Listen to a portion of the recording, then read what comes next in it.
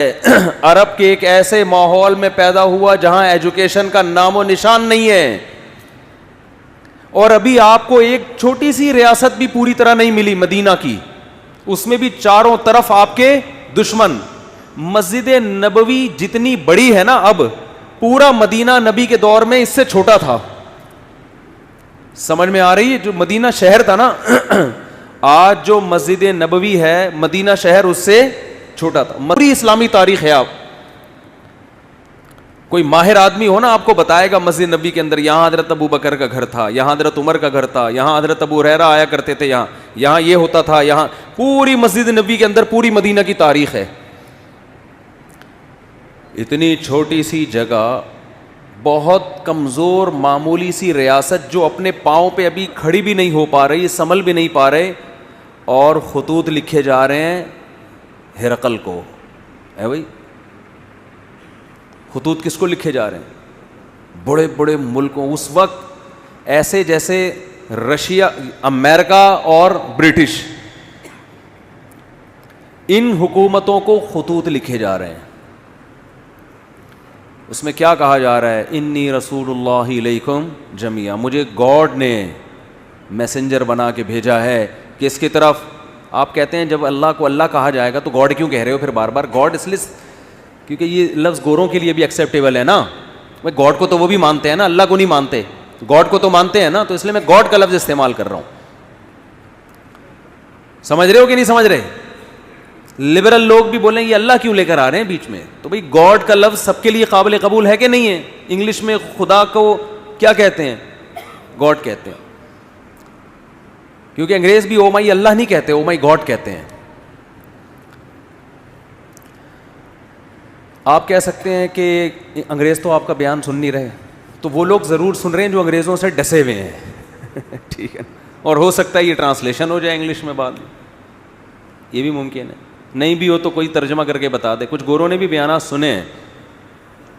تو اب میں آپ سے ایک بات عرض کر رہا ہوں کہ دنیا میں اس سے بڑے سفیر کی کوئی مثال مل نہیں سکتی، جو دعویٰ بھی کر رہے ہیں کہ میں تمام لوگوں کی، اللہ کی طرف سے تمام انسانوں کا رسول، اور اس دعوے پر عمل بھی کر کے دکھا رہے ہیں. بڑے بڑے بادشاہوں کو خطوط لکھ رہے ہیں. بعض بادشاہوں نے جب آپ کا خط دیکھا تو اسے پھاڑ دیا. آپ نے فرمایا اللہ اس کے اسی طرح ٹکڑے کرے گا جس طرح اس نے میرے خط کو پھاڑا ہے. آپ کہہ سکتے ہیں بھائی کسی کے خط کو پھاڑنے پر اتنی بڑی بد دعا کیسے دی جا سکتی ہے؟ بات یہ ہے کہ دعویٰ جتنا بڑا ہو اس دعوے کا انکار بھی اتنا ہی بڑا جرم ہوتا ہے. اس کے ذمہ لازم تھا، کیونکہ نئے پیغمبر کا لوگ انتظار کر رہے تھے. لوگوں کو یقین تھا کہ حضرت عیسیٰ ابن مریم آخری نبی نہیں ہے. عیسائی بھی انتظار کر رہے تھے، یہودی بھی انتظار کر رہے تھے.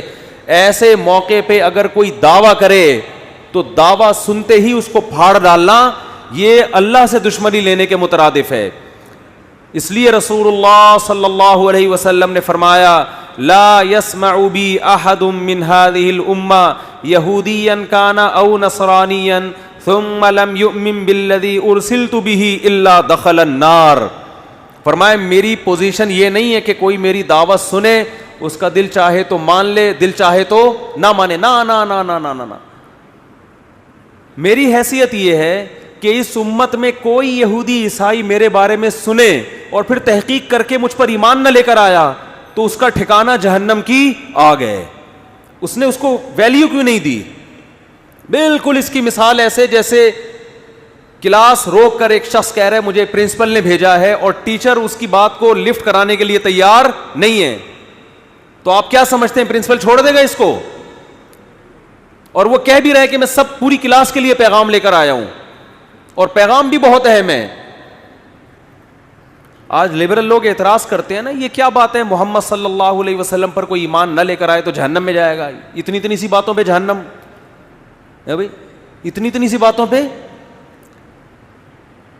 یعنی وہ کہتے ہیں نا یہ لوگ ذرا ذرا سی بات پہ کہاں پھینک رہے ہوتے ہیں جہنم میں ڈال. بھائی اتنی سی بات ہے نہیں، کیونکہ دعویٰ یہ کہ مجھے خدا نے بھیجا ہے. اب آپ کے ذمے ہے کہ آپ تحقیق کرو کہ یہ اپنے دعوے میں جھوٹے ہیں یا سچے.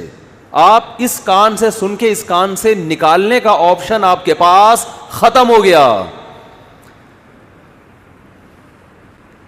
ابھی آپشن نہیں ہے آپ کے پاس کہ ادھر سے سنیں اور ادھر سے نکال دیں گے یار یہ مسلمانوں کے مذہبی معاملات ہیں، چھوڑو.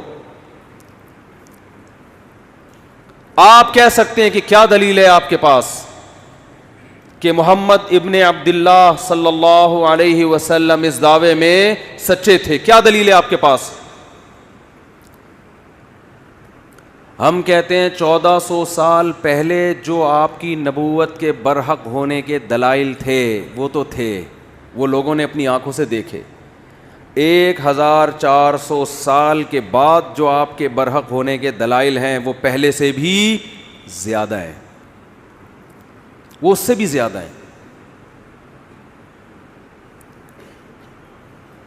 اگر خدا محمد صلی اللہ علیہ وسلم کو میسنجر بنا کے بھیجتا اور یہ نہ کہتا کہ یہ آخری پیغمبر ہیں، تو خدا کے ذمے محمد صلی اللہ علیہ وسلم کی تعلیمات کی حفاظت بولو نہیں تھی.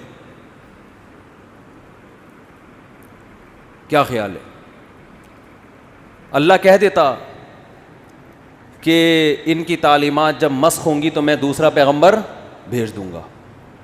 خدا نے محمد ابن عبداللہ صلی اللہ علیہ وسلم کے بارے میں 2 دعوے کیے، یہ میرے میسنجر ہیں اور لاسٹ میسنجر، ان کے بعد کوئی نبی نہیں ہے، کیونکہ ساری دنیا کے سارے انسانوں کے لیے.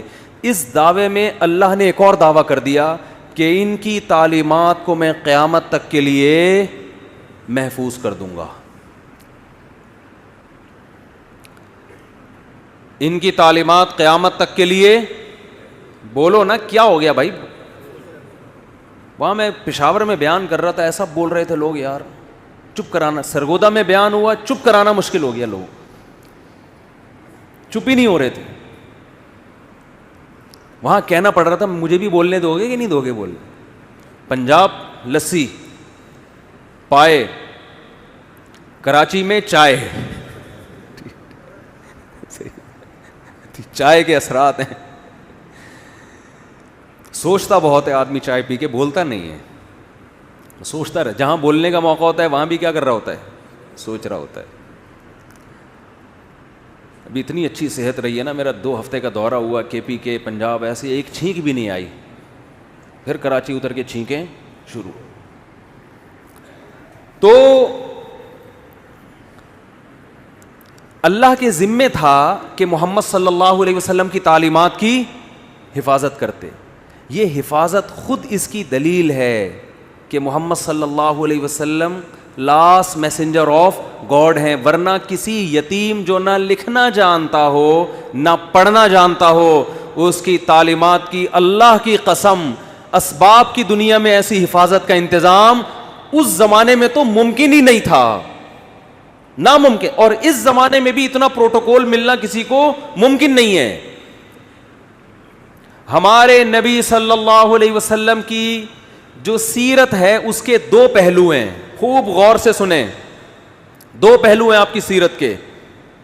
ایک پہلو وہ ہے جس میں آپ خدا کی طرف سے کوئی میسج دے رہے ہیں کہ یہ الاؤڈ ہے اور یہ ناٹ الاؤڈ. خدا ان کاموں سے خوش ہوتا ہے اور ان کاموں سے ناراض ہوتا ہے. کہنے میں کیا جا رہا ہے؟ خدا ان کاموں سے خوش ہوتا ہے اور ان کاموں سے ناراض. جب کوئی کہے بولو تو خدا نہ بولنے سے ناراض ہوتا ہے، یہ بھی ایک ہے نا.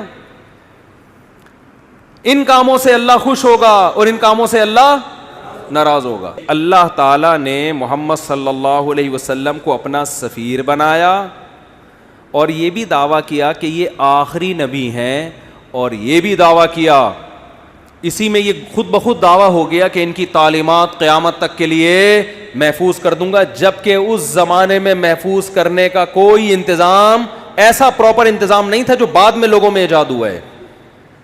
تو لکھنے والے چند گنے چنے لوگ تھے، لکھتے بھی چمڑوں پہ اور کاغذوں پہ، جس کے گمنے کا بہت امکان، تحریف کا بہت امکان. مگر ایسا انتظام کیا کہ میں آپ سے عرض کر رہا تھا محمد صلی اللہ علیہ وسلم کی تعلیمات 2 قسم کی ہیں. جلدی سے بات کو سمیٹ رہا ہوں میں. ایک وہ تعلیمات جو اصل ہیں جس کے لیے آپ صلی اللہ علیہ وسلم کو بھیجا گیا، حکم دیا گیا کہ آپ بتا دیں کہ ان باتوں سے خدا خوش ہوتا ہے اور ان باتوں سے خدا ناراض ہوتا ہے. یہ اصل ہے جس کے لیے آپ کو بھیجا گیا. اور سیرت کا ایک پہلو وہ ہے جس کا جو اصل نہیں ہے اس کا تعلق آپ کی ذاتیات سے ہے. کوئی سفیر جب آپ کے پاس آتا ہے پیغام لے کر تو آپ کو دلچسپی ہوتی ہے کہ اس کا گیٹ اپ کیسا تھا. جو بھی مشہور شخصیات ہوتی ہیں نا, لوگ ان کو دیکھنا چاہتے ہیں, ان کے بارے میں پوچھتے ہیں. میں جب تک ویڈیو پہ نہیں آتا تھا لوگ پوچھتے تھے کیسے ہیں بھائی مفتی صاحب, موٹے ہیں, پتلے ہیں, لمبے ہیں, ٹھگنے ہیں, کیا ہیں, لوگ پوچھتے تھے میرے بارے میں. ہم شکر ہے اس وقت ویڈیو نہیں بناتے تھے کیونکہ ہم بہت باریک تھے, آواز جاندار رکھی ہوئی تھی, باڈی باریک. تو لوگ مجھے کہتے تھے جیسی آپ کی آواز ہے آپ خود بھی ویسے ہی ہیں. میں کہتا نہیں, تسمع بالمعید خیر من ان تراہ, مجھے دیکھنے سے بہتر ہے سننے پر اکتفا کرو. تو شکر ہے 2013 میں حج کر کے آیا تو کچھ گزارا ہو گیا. تو انسان کو جس سے محبت ہوتی ہے اس کے گیٹ اپ کو بھی جاننے کی کوشش بولو کرتا ہے. ہمارے نبی صلی اللہ علیہ وسلم کا گیٹ اپ کیسا تھا اس کا براہ راست اسلام سے کوئی تعلق نہیں ہے. اس مقصد کے لیے اللہ نے بھیجا نہیں ہے. یہ وہ احکام ہیں جو نسبتاً کم ویلیو رکھتے ہیں. ایک تو ہے نا آرڈر, یہ کرو یہ نہ کرو, یہ تو اصل ہے نا جس کے لیے سفیر کو بھیجا جائے. اللہ نے آپ صلی اللہ علیہ وسلم کی سیرت کا وہ پہلو جس کی ویلیو نسبتاً کم ہے اس کی ایسی حفاظت کی ہے یہ بتانے کے لیے کہ جو اصل تھا اس کی کیسی حفاظت کی ہوگی. آج محمد ابن عبداللہ صلی اللہ علیہ وسلم کے بارے میں کوئی ایک حرف اگر کہتا ہے تو اس کا یہ دعویٰ دلیل کے بغیر قبول بولو نہیں ہے. میں ایک مثال پیش کرتا ہوں. امام ترمذی امام بخاری کے شاگرد ہیں. اللہ کے سفیر محمد ابن عبداللہ صلی اللہ علیہ وسلم کے بارے میں امام ترمذی نے دعویٰ کیا کہ محمد صلی اللہ علیہ وسلم کا گیٹ اپ ایسا تھا. پورا گیٹ اپ نہیں بیان کیا جا رہا, صرف اتنا کہ آپ کے سامنے کے جو دو دانت تھے ان کے درمیان میں خلا تھا, تھوڑا سا ڈسٹینس تھا, تھوڑا سا بول لو فاصلہ تھا. یہ کتنی معمولی سی بات ہے یار. کوئی سفیر آپ کے پاس پیغام لے کر آیا ہے, آپ کسی سے پوچھ رہے ہیں اس کے سامنے کے دانتوں میں خلا تھا یا نہیں تھا, ہے بھائی, بہت ہی ایک بھائی تھا یا نہیں تھا تو کیا کرنا ہے اس سے. لیکن امام ترمذی یہ بات بیان کر رہے ہیں. لیکن امام ترمذی کو پتہ ہے یہ اتنا بڑا دعویٰ کر رہا ہوں میں کہ جس شخصیت کی بات ہو رہی ہے نا ان کا یہ دعویٰ ہے کہ مجھے خدا نے انسانوں کی طرف پیغمبر بنا کے بھیجا ہے. امام ترمذی کو یہ بات معلوم ہے کہ میں نے اگر دعویٰ کر دیا کان النبی صلی اللہ علیہ وسلم افلج الثنیتین کہ نبی کے دو دانتوں کے درمیان میں خلا تھا, یہ دعویٰ کر دیا, یہ امت مجھے چھوڑے گی نہیں. کہ کہاں سے تمہیں پتا چلا؟ آپ مورخین سے پوچھ نہیں سکتے کہ آپ کو کیسے پتا چلا, وہ اپنے لکھ رہے ہوتے ہیں بس. اور اگر وہ دلیل بھی پیش کرتے ہیں تو وہ دلیل اس اتنی مضبوط نہیں ہوتی. اتنی سی بات کو بیان کرنے کے لیے امام ترمذی سند لے کر آئیں گے. حدثنا عبداللہ ابن عبد الرحمن, امام ترمذی کہتے ہیں مجھ سے عبداللہ ابن عبد الرحمن نے بیان کیا. وہ عبداللہ جو عبد الرحمن کے بیٹے ہیں. عبداللہ ابن عبد الرحمن کو کیسے پتا چلا کہ نبی کے دو دانتوں کے درمیان خلا تھا؟ بھائی انہوں نے تو نبی صلی اللہ علیہ وسلم کو دیکھا نہیں. وہ کہتے ہیں حدثنا ابراہیم ابن المنذر, مجھ سے ابراہیم نے بیان کیا جو منذر کے بیٹے ہیں. بھائی ابراہیم ابن منذر نے تو نبی کا زمانہ نہیں پایا, ان کو کہاں سے پتا چلا؟ وہ کہتے ہیں ابراہیم ابن المنذر کہتے ہیں حدثنی عبد العزیز ابن ابی ثابت الزہری, مجھ سے عبد العزیز نے بیان کیا جو ابو ثابت الزہری کے بیٹے ہیں. بھائی عبد العزیز جو ابو ثابت الزہری کے بیٹے ہیں ان کو کہاں سے پتا چلا؟ جی انہوں نے تو نبی صلی اللہ علیہ وسلم کو دیکھا نہیں. وہ کہتے ہیں حدثنا اسماعیل ابن ابراہیم, مجھ سے اسماعیل نے جو ابراہیم کے بیٹے ہیں انہوں نے بیان کیا. حضرت اسماعیل جو ابراہیم کے بیٹے ہیں ایسے تو سینکڑوں ہیں, یہ کون سے والے اسماعیل اور ابن ابراہیم کی بات کر رہے ہیں؟ کہتے ہیں ابن اخی موسیٰ ابن عقبہ, وہ اسماعیل ابن ابراہیم جو موسیٰ ابن عقبہ کے بھتیجے ہیں. اچھا جی اسماعیل ابن ابراہیم نے تو محمد صلی اللہ علیہ وسلم کو نہیں دیکھا. امام ترمذی آپ کیسے دعویٰ کر رہے ہیں کہ محمد صلی اللہ علیہ وسلم کے دانتوں کے درمیان میں خلا تھا؟ اسماعیل ابن ابراہیم جو موسیٰ ابن عقبہ کے بھتیجے ہیں, انہوں نے نبی کا زمانہ نہیں پایا. وہ کہتے ہیں قال حدثنی موسیٰ ابن عقبہ, وہ کہتے ہیں مجھے میرے چچا موسیٰ ابن عقبہ نے بتایا. بھائی موسیٰ ابن عقبہ نے بھی نبی کا زمانہ نہیں پایا. وہ کہتے ہیں موسیٰ ابن عقبہ کہتے ہیں حدثنی قریب, مجھ سے عبداللہ بن عباس کے شاگرد قریب نے بیان کیا. ارے بھائی قریب نے بھی محمد صلی اللہ علیہ وسلم کو نہیں دیکھا. امام ترمذی کہتے ہیں ذرا خاموش ہو جاؤ. قریب کہتے ہیں حدثنی عبداللہ ابن عباس, مجھ سے عبداللہ ابن عباس نے بیان کیا اور انہوں نے نبی کے چہرے انور کی طرف دیکھ کے فرمایا کان النبی صلی اللہ علیہ وسلم افلج الثنیتین, کہ نبی کے سامنے کے دو دانتوں کے درمیان میں خلا تھا. ایسی حفاظت محمد صلی اللہ علیہ وسلم کے گیٹ اپ کی خدا نے کی ہے. سوچو تعلیمات کی کیسی حفاظت کی ہوگی. آج کوئی ایسی شخصیت ہے جو یہ اٹھ کے دعویٰ کرے کہ میں خدا کا بھیجا ہوا پیغمبر, اور اس کے پاس اپنے دعوے کی صداقت کا اتنا بڑا ثبوت ہو جو ثبوت محمد صلی اللہ علیہ وسلم کے سچے ہونے کا تھا. آپ کہہ سکتے ہیں یہ ایک حدیث ہے, ایسی ہزاروں حدیثیں ہیں. ایک بات بھی اگر آپ محمد صلی اللہ علیہ وسلم کی طرف منسوب کرتے ہو سند کے بغیر امت اس کو قبول بولو نہیں کرتی. اور سند بھی کیسی خاندانی. آپ کہہ سکتے ہو امام ترمذی سے کہ حضرت آپ کہتے ہیں مجھ سے عبداللہ ابن عبد الرحمن نے بیان کیا, ہو سکتا ہے یہ بندہ بھی آپ نے خود ہی گڑھ لیا ہو. بھئی کہنے پر گورنمنٹ کی طرف سے کوئی پابندی ہے؟ بولو آپ کو مجھ سے فلاں نے بیان کیا, اگلے کو کیا پتا فلاں کون ہے. آپ اسماء الرجال کی کتابوں میں جاؤ گے, جی عبداللہ ابن عبد الرحمن کون ہے, آپ کو اس زمانے کے درجنوں علماء کے اقوال مل جائیں گے. یہ فلاں سن میں پیدا ہوئے, فلاں جگہ علم حاصل کیا. ان کے بارے میں علماء کے تبصرے, یہ جھوٹے تھے سچے تھے, کوئی کرپشن تو نہیں ان پہ ثابت ہوئی, جھوٹ تو ثابت نہیں ہوا زندگی بھر. ان کے شاگرد کون کون, ان کے استاذ کون کون, کہاں کہاں سے علم حاصل کیا. ایک مؤلف بیان نہیں کرے گا, بہت سارے لوگ جو مختلف ملکوں میں رہتے ہیں وہ بیان کریں گے ان کے بارے میں. پھر آپ اگلے راوی کی طرف جاؤ گے عبداللہ ابن عبد الرحمن, وہ کہتے ہیں ابراہیم ابن المنذر نے. یہ ابراہیم ابن المنذر کون ہے؟ یہ کوئی ڈھکے چھپے نہیں ہے, آپ کو درجنوں کتابوں میں ان کے حالات بولو مل جائیں گے.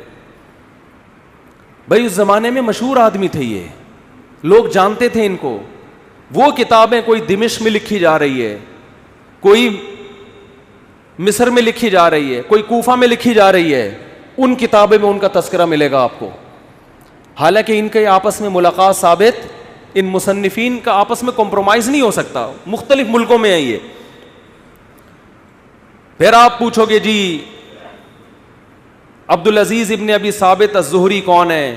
ان کے اسماء الرجال, اسماء الرجال کی کتابیں تو اتنی جلدوں میں ہوتی ہیں جن میں راویوں کے حالات, ان کے نام.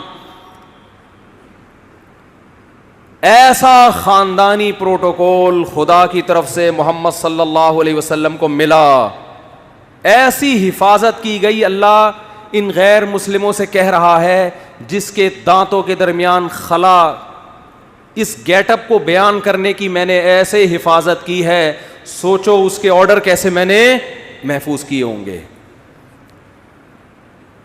یہ پروٹوکول اس کائنات میں آج تک کسی کو بولو نہیں ملا. ہم یہ سیرت سن کے خوش ہوتے ہیں, ہونا بھی چاہیے, لیکن اس میں ہمارے لیے ایک پیغام ہے کہ محمد صلی اللہ علیہ وسلم جیسے غیر مسلموں کی طرف بھیجے گئے تو مسلمانوں پر بھی لازم ہے یا نہیں کہ آپ صلی اللہ علیہ وسلم کو فالو کریں. امام بخاری اپنی سند سے حدیث لے کر آتے ہیں, نبی صلی اللہ علیہ وسلم نے فرمایا اعفوا اللحا, نبی نے خدا کا پیغام پہنچایا, داڑیاں بڑھاؤ. نبی پیغام دے کے بولو نا بھائی, چلے ختم. اللہ کی حجت اپنے بندوں پر تمام. اب جب آپ یہ حدیث دیکھیں گے, آپ امام بخاری سے پوچھیں گے نا یہ آپ کو کس نے کہا کہ نبی نے حکم دیا؟ امام بخاری سند, مجھ سے فلاں نے, مجھ سے فلاں نے, مجھ سے فلاں نے, پھر ان راویوں کی آپ ہر جگہ تحقیق کر سکتے ہو. پھر امام ترمذی بھی بیان کر رہے ہیں, امام مسلم بھی بیان کر رہے ہیں. کیوں؟ کہ کل قیامت کے دن اللہ آپ سے سوال پوچھے گا کہ میں نے اپنے میسنجر کے ذریعے پیغام پہنچایا تھا کہ اللہ کی طرف سے تمہیں حکم ہے داڑھی, بولو نا بھائی, بڑھاؤ. بس تمہیں اگر کوئی کنفیوژن تھی کہ پتہ نہیں حکم دیا ہے کہ نہیں دیا, تو میں نے تمہاری وہ کنفیوژن دور کر دی تھی. بس آپ کہہ سکتے ہیں اللہ اگر تیرا اتنا اہم حکم تھا تیرے حبیب کا, تو میں نے جب داڑھی نہیں رکھی تو سزا کیوں نہیں ملی؟ اللہ کیا کہے گا؟ یہ دنیا دارالامتحان تھی, دارالجزا کیا ہے؟ بولتے کیوں نہیں بھائی؟ بس اب آپ کی مرضی. مولوی صاحب بھی آپ کو یہ حدیث سنا کے جمعہ پڑھا کے گھر نکل جائیں گے, کیونکہ مولوی صاحب کا پولیس سے کوئی تعلق. قرآن کہتا ہے نا محمد صلی اللہ علیہ وسلم کے بارے میں کہ لست علیہم بمسیطر, آپ ان پر نگہبان نہیں ہیں. میسنجر کا کام حکم پہنچانا ہوتا ہے, منوانا بولو نہیں ہوتا. تو میسنجر کا کام پیغام پہنچانا بس. اسی پیغام میں جو خدا نے اپنے حبیب صلی اللہ علیہ وسلم کو دیا, اس میں حکم دیا ان کو پیغام پہنچا دو, بس آگے نہیں کچھ. لا تقربوا الزنا. اچھا کچھ پیغام ایسے ہیں جو خدا کی ذات سے نکلے ہیں, براہ راست قرآن کی شکل میں محفوظ ہوئے, کہ اس میں اے نبی ہم جب کسی کو پیغام دے کے بھیجتے ہیں, بعض دفعہ پیغام اتنا اہم ہوتا ہے کہ وہ لکھ کے دے دیتے ہیں, بھائی یہ پڑھ کے سنا دو, اور بعض دفعہ کہتے ہیں یہ بھی بتا دینا, یہ بھی بتا دینا. تو اس میں میسنجر کے الفاظ اپنے ہوتے ہیں, پیغام بھیجنے والے کا ہوتا ہے. حدیث بھی اللہ کا پیغام ہے, الفاظ کس کے ہیں؟ محمد صلی اللہ علیہ وسلم کے. قرآن بھی اللہ کا پیغام, الفاظ بھی کس کے؟ اللہ کے. تو جو اللہ نے قرآن میں حکم دیا, جو پیغمبر نے قرآن پہنچایا, اور وہ بھی اسی طرح محفوظ ہے, اس میں بھی ذرہ برابر تبدیلی نہیں ہوئی. اس پیغام میں کیا ہے؟ لا تقربوا الزنا. ان سے کہہ دو کہ زنا کے قریب بھی پھٹکنے کی اجازت. بولتے کیوں نہیں. زنا کرنا تو دور کی بات. آج صبح ایک لڑکی کا فون آیا, 5 سال سے میرا ریلیشن کسی بندے سے, اب وہ شادی نہیں کر رہا. میں نے کہا بالکل ٹھیک کر رہا ہے, وہ حرام کاروں کے لیے یہی ہونا چاہیے. جب اس نے حرام مزے لے لیے تو وہ کیوں بیوی بنائے گا بھائی؟ کیوں بیوی بنائے گا وہ؟ اس کو حرام چسکے لگ گئے نا. رو رہی ہے, اس کو منع. میں نے کہا میں کیوں سمجھاؤں اس کو؟ خدا نے مرد اور عورت کو نکاح کے علاوہ کسی بھی راستے سے قریب جانے کی اجازت بولو نہیں دی ہے. محمد صلی اللہ علیہ وسلم جو گاڈ کا پیغام لے کر آئے, دیکھو غیر مسلم زنا کر سکتا ہے, کرے, وہ کہہ رہا ہے میں نہیں مانتا محمد صلی اللہ علیہ وسلم کو, اس پہ خدا خود ہی نمٹ لے گا قیامت کے دن. مسلمان کے پاس نبی کے حکم کے سامنے نو کا آپشن نہیں ہے. محمد صلی اللہ علیہ وسلم جو پیغام لے کر آئے گاڈ کی طرف سے, اس میں یہ تھا کہ تمہیں 5 ٹائم اللہ کے گھر میں جمع ہو کے میری عبادت کرنی ہے, اور عبادت کا طریقہ بھی بتا دیا. اس میں فجر کی نماز بھی, ظہر کی نماز بھی, عصر بھی, مغرب بھی اور عشاء بھی. آپ نماز کے لیے آ جائیں, آپ کی مرضی, نہ آئیں, کوئی مولانا صاحب پولیس لے کے آپ کے گھر نہیں پہنچیں گے. اس سے اس خوش فہمی میں نہ رہیں کہ نماز آپشنل ہے. نہ نہ نہ نہ. اللہ نے محمد صلی اللہ علیہ وسلم کو اپنا سفیر بنایا, اور آپ کی نبوت پہ سینکڑوں دلائل قائم کر کے بتا دیے کہ تمہارے اوپر میری حجت تمام ہو چکی ہے, تم آؤ نہ آؤ تمہاری مرضی. کل قیامت کے دن جب میں انتقام لوں گا تو تم یہ نہیں کہہ سکو گے کہ اللہ معاذ اللہ نقل کفر, محمد صلی اللہ علیہ وسلم کی نبوت صحیح نہیں تھی, یا اللہ مجھے یقین نہیں تھا کہ محمد صلی اللہ علیہ وسلم نے 5 نمازوں کا حکم دیا بھی ہے کہ نہیں دیا. تو یہ حجت اللہ کی بندوں پہ تمام ہو چکی ہے. اللہ نے محمد صلی اللہ علیہ وسلم پر جو کلام نازل کر کے ہم تک پہنچایا اور محمد صلی اللہ علیہ وسلم کے ذریعے جو بندوں کو اپنا میسج پہنچایا, اس میسج میں شراب لیگل ہے یا انلیگل ہے؟ بولو, انلیگل ہے. آپ کو شراب کے قریب جانے کی اجازت نہیں ہے.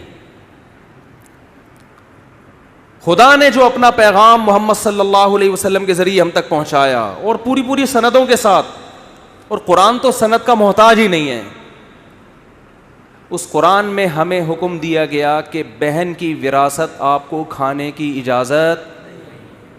بولتے کیوں نہیں؟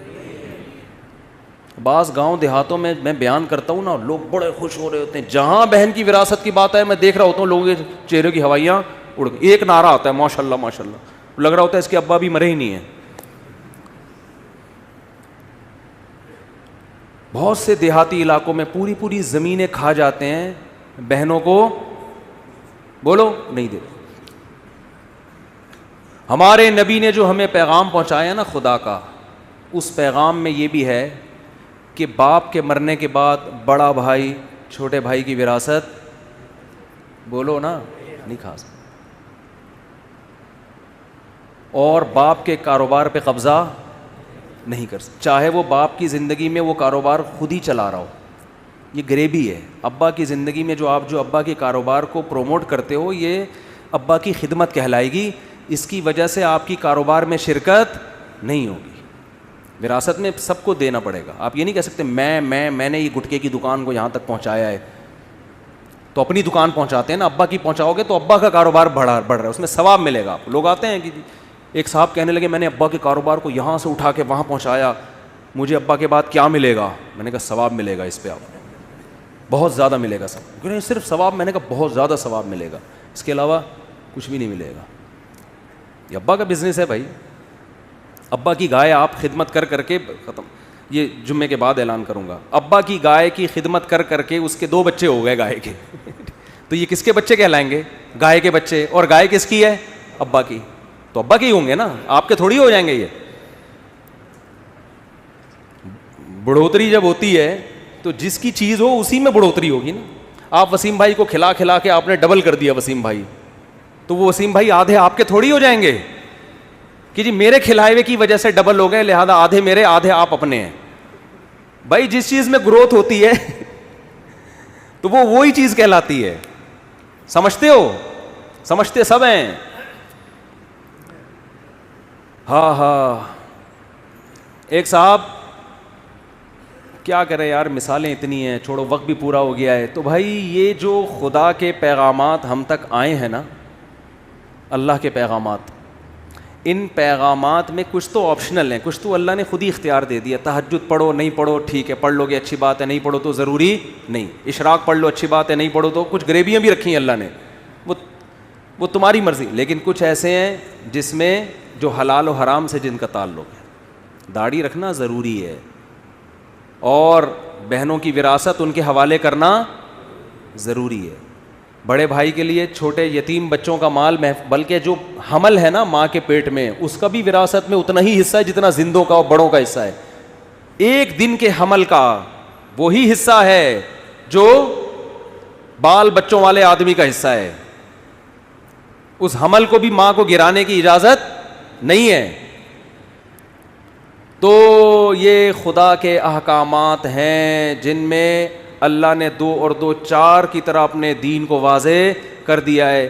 اور اللہ فرماتے ہیں وَلَا تَحْسَبَنَّ اللَّهَ غَافِلًا عَمَّا يَعْمَلُ الظَّالِمُونَ, ظالم جو کچھ کر رہا ہے اللہ کو اس سے غافل نہ سمجھو, کیونکہ یہ دنیا دار الامتحان ہے, دار الجزا نہیں ہے. جزا آخرت میں ہوگی. اللہ مجھے بھی محمد صلی اللہ علیہ وسلم پر حقیقی ایمان نصیب کرے, آپ صلی اللہ علیہ وسلم سے محبت نصیب کرے, اور اللہ ہمیں آپ صلی اللہ علیہ وسلم کی تعلیمات کو فالو کرنے کی توفیق عطا فرمائے. وما علینا الا البلاغ. مفتی طارق مسعود اسپیشل